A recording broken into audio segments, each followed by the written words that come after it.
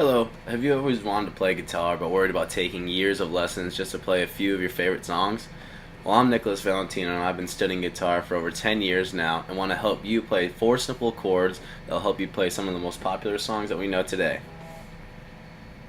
The first thing we should go over, this comes from Nate Savage from GuitarSystems.com, who has been teaching for over 16 years, is that the guitar has 6 strings and they go from low to high. And we'll start with the low E string, then the A, D, G, B, and then a high E chord. So those are the 6 strings of the guitar. And when we're looking up chords, we generally like to look up chords from Ultimate Guitar Tab because of the actual variations that come with. And we'll start with the G chord, placing your index finger on the 2nd fret on the 2nd string, which is the A string.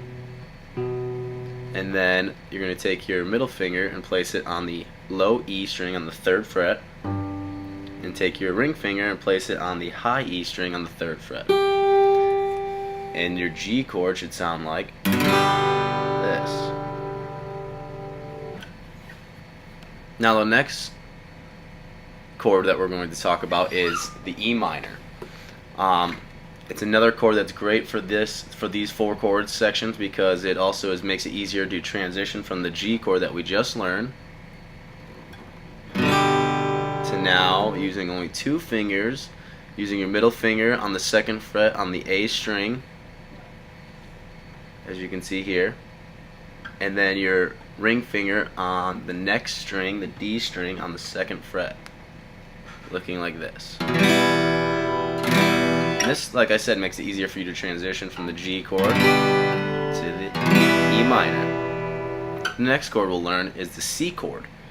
Now, the C chord's a little bit more tricky. It covers 3 fret bases, and you're going to take your index finger and place it on the 1st fret on the B string, and then your middle finger on the 2nd fret on the D string, and your ring finger on the 3rd fret on the A string. So it should sound like this.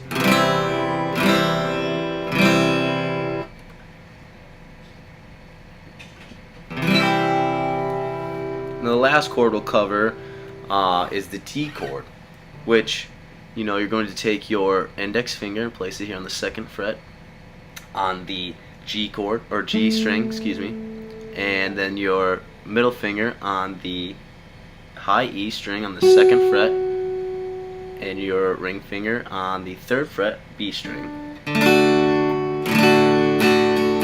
So all 4 chords will sound something like this. And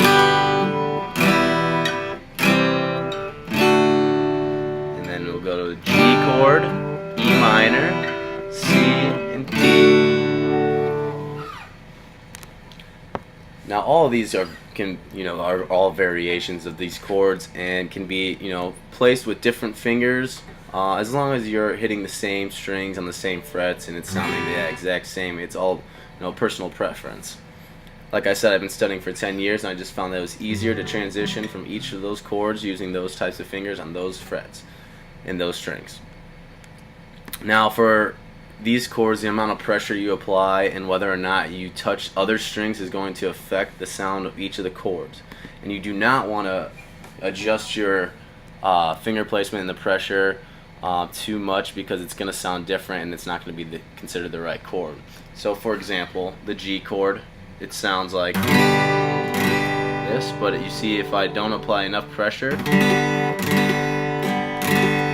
sounds different. If I apply, or if I touch another string, it's not going to sound the same as,